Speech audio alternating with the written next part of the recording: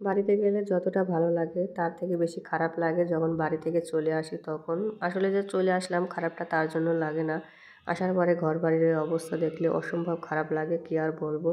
কোনটা দিয়ে শুরু করবো আর কোনটা দিয়ে শেষ করবো কিছুই বুঝতে পারি না। তারপরেও হয়ে যায়, একদিক দিয়ে শুরু করলে দেখা যায় অন্য দিক দিয়ে শেষ হয়ে যায়। আসসালামু আলাইকুম, কী অবস্থা সবার? বাড়িতে গিয়ে কয়েকদিন থাকার কারণে ফ্রিজের যে কাঁচা তরকারি ছিল সেগুলো নষ্ট হয়ে গিয়েছে। 2 দিন থাকার জন্য গিয়েছিলাম আর 10 দিন থেকেছি, যে কারণে ফ্রিজের তরকারিগুলো নষ্ট হয়ে গিয়েছে। ওগুলো এসে ফেলে দিলাম আর তারপর টাটকা টাটকা বাজার করে নিয়ে আসছে, এগুলো এখন রান্না করতে হবে।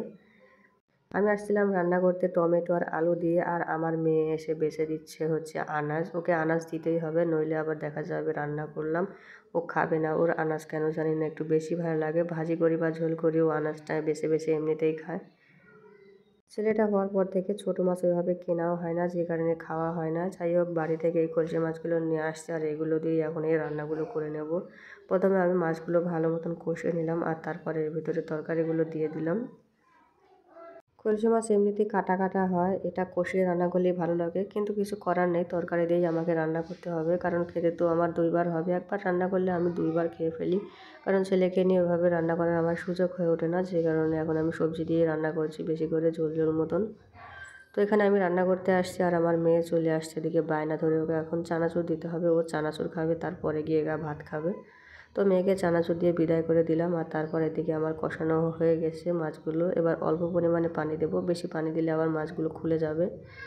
তো সামান্য পানি দিয়ে আমি এগুলোকে রান্না করে নেব।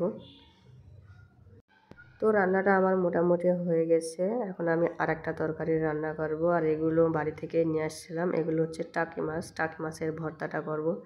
টাকি মাছ আমার এক গাদা গাদা লাগে না, 2 থেকে 3টা মাছ হলে ভালো মতন ভর্তা করে নিতে পারি। আমার এই ভর্তাটা খুবই ভালো লাগে। তো বেশি করে রসুন পেঁয়াজ কেটে দিয়েছি কড়াইতে আর তারপর এগুলোকে ভালো মতন ভেজে নিচ্ছি। তো ভাজাভাজি আমার মোটামুটি হয়ে গেছে, এখন এর ভিতরে মাছগুলোকে আমি দিয়ে নেব। বেশ ভাজা ভাজা করে টাকি মাছ ভর্তা করলে এই মাছের ভর্তাটা খেতে আমার অনেক বেশি ভালো লাগে। যে কারণে আমি ভর্তা করার সময় পেঁয়াজ মরিচ একটু বেশি করেই দিই। ভর্তাটা ঝাল ঝালও হয়, রেখে দিয়ে খাওয়া যায়। তো ফাইনালি কষিয়ে নিয়ে আমি এর ভিতরে বেশ অনেকগুলো কাঁচামরিচ দিয়ে দিলাম আর তারপরে অল্প পরিমাণে পানি দিলাম। অল্প পানিতেই আমি এটাকে সেদ্ধ করব। তো পানিটা আমার শুকিয়ে গেছে আর তারপরে আমি এর ভিতরে দিয়ে দিলাম আলু। কুচি কুচি করে কেটে নিয়েছি নতুন আলু, তারপরে এগুলোকে দিয়ে দিলাম। আলুটা আমি পানির ভেতরে সেদ্ধ করব না, তেলের ভেতরে সেদ্ধ করে নেব আলুটা। আর এভাবে সেদ্ধ করলে আলুটা ভর্তা খেতে অনেক বেশি ভালো লাগে। আমি সবসময় ভর্তার ভিতরে আলুটা একেবারে পরেই দিই, নাড়তে নাড়তে এটা সেদ্ধ হয়ে যায়, পানি দিয়ে এটাকে আমি সেদ্ধ করি না। তো ফাইনালি আমি ঠান্ডা করে নিয়ে ভর্তাটা করে নিলাম। আজকের মতন রান্নাবান্নার পালা আমার এইখানেই শেষ। অন্তত 2টা বেলা চলে যাবে। তো সবাই ভালো থাকবেন। আল্লাহ হাফেজ।